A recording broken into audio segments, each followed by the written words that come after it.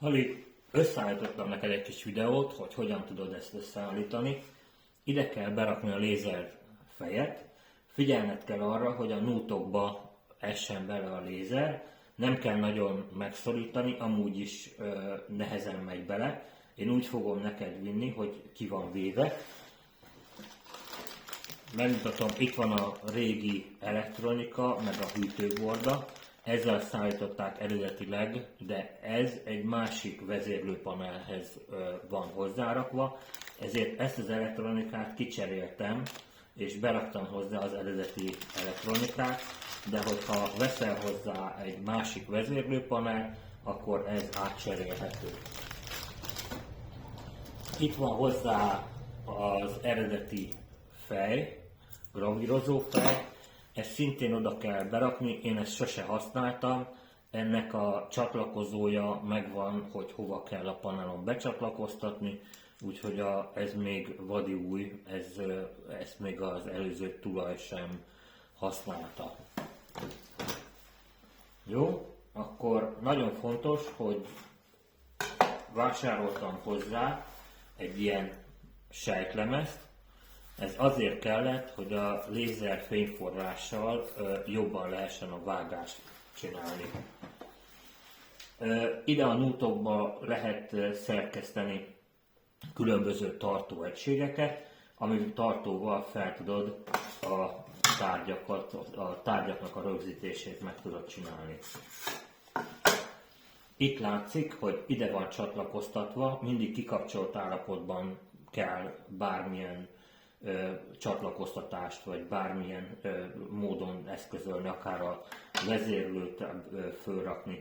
Tehát ez a piros csatlakozó az, amelyik a lézerhez kell. Egyértelműen a piros csatlakozót a piros csatlakozóba kell polaritás helyesen bedugni. Ha lehet, akkor nem kell erőltetni semmit.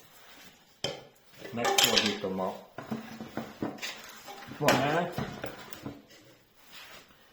Ez a kis vezérlők, motorvezérlők, ez az alappanel, ide csatlakozik a táp. Várjál, kicsit arrébb húzom, hogy jobban lehessen látni. Tehát egyszer ide csatlakozik a táp, ide csatlakozik az XYZ motorok, és erre a pontra csatlakozik rá, mutatom, ide csatlakozik rá, ide alulra a lézer. Ezt én nem fogom kihúzni, tehát az a helyzet, hogy ezt a kábellel csak a lézer fejet fogom elcsomagolni. A lézer fejhez ezt csak ide beraktam, mert a súlyától fogva ez amúgy sem mozog nagyon, tehát úgy vásároltam ezt, hogy ez pont ide beilleszkedjen. Ahhoz, hogy a lézert jobban tud használni, ezt a lézerfejet jobban lehessen használni, kinyitom. Kicsit ki kell csavarhúzóval, meg kell egy kicsit húzni a szorítás miatt.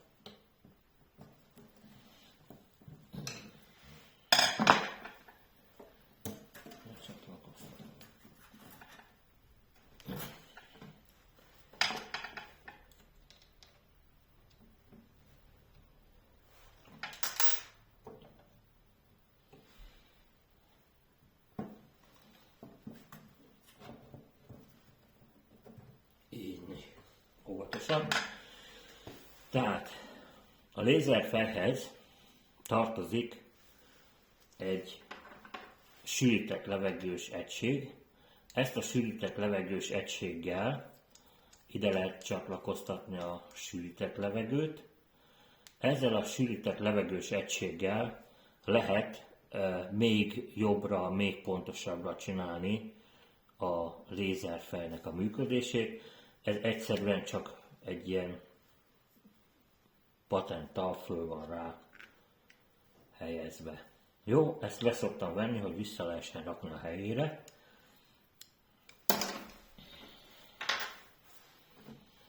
itt egy kicsit ezt a nútot meg kell húzni, hogy a lézerfejet ne kelljen annyira erőltetni, és óvatosan be lehet rakni a helyére. Így. Én úgy állítottam be, hogy itt az alsó peremnél legyen az alsó perem is. Annyira erős a szorítása, hogy a lézerfejnek nincs se rezonanciája, semmi, tehát nem kell ezt módosítani. Jó, bekapcsolom a készüléket. Az első fontos dolog, hogy be kell állítani a pozíciót, és be kell állítani a lézernek a sugarát, hogy fókuszban legyen. Azt úgy tudod megtenni, hogy itt a menüben az első részt kell használni. Itt mutatja egyből, hogy X, Y, Z irányba lehet mozgatni. Szemüveget mindenféleképpen kell használni. Jó, tehát akkor az van, hogy itt látod, hogy mozog. Ezek a részek nagyon fontosak, hogy jól be legyen állítva a lézer, mert máskülönben akkor meg a fej, és főleg azt, hogy ezzel pozícionálod, hogy a nullpontot hova helyezed, tehát hogy honnan kezdjen el írni. Jó, az első akkor, hogy a lézerfejet beállítjuk, elindítom a lézert. Ja, bocsánat. Először csatlakoztatom a lézert. Visszakapcsolom. Újból megjelenik. Belépek a menübe. Most már a lézer üzemel. Akkor úgy állítom be a fókuszpontot, hogy megnyomom ezért. Ezt átrakom egyesre. Tehát, hogy 1 mm-t mozguljon egy gombnyomásra, és hogyha megnyomom az indítást, akkor nézem, hogy milyen vastag vonalat húz. Most per pillanat ez egész jó, tehát itt látszik, hogy a vonal vastagságom elég jó, elég mély. Ezzel a felső pótméterrel tudom a gravírozást vagy a szerkezetet állítani, hogy mekkora lézererőt szeretnék fölvinni, és azt milyen módon tudom fölvinni a felületre.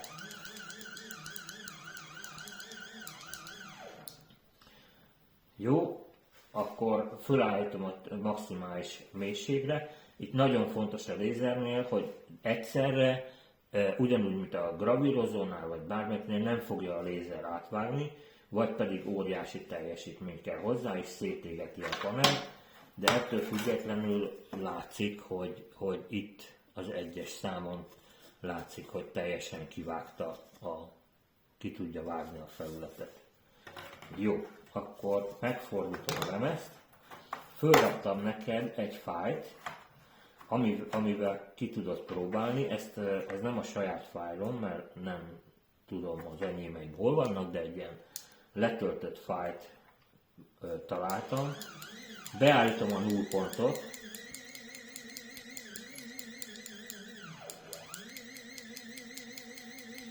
Tehát azt mondom, hogy a lézernél ez a nullám, innen fogom indítani a programot. Ezt majd a GRBL fájlt, ha nézed, akkor majd meg is látod, hogy ez hogyan kell. Megnyom a két gombot, akkor átlép menübe, átlépek a file menübe, itt kiválasztom a SD kártyára elmentett NC fájlokat. Ha megnyomom az OK gombot, és ismét megnyomom az OK-t, akkor a lézer elkezd dolgozni.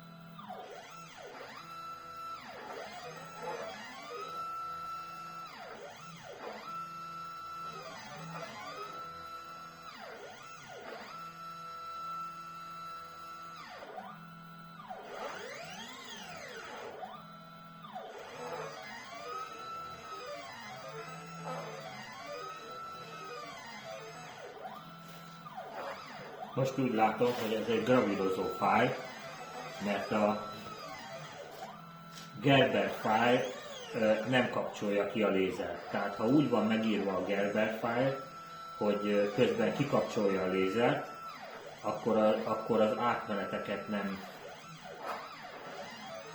gravírozza meg. Tehát minden ilyen felmenéskor gyakorlatilag a lézert ki kéne kapcsolnia, hát ezt a fájlt át kell nézni, úgy látom, hogy ez egy gravírozásra lett megírva.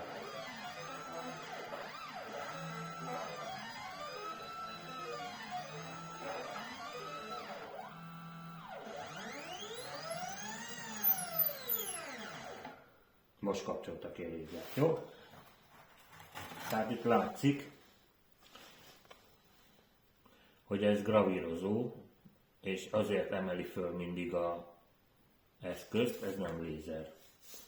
De végül is a feladatot megcsinálta, vagy legalábbis a működő képességét meg lehetett nézni.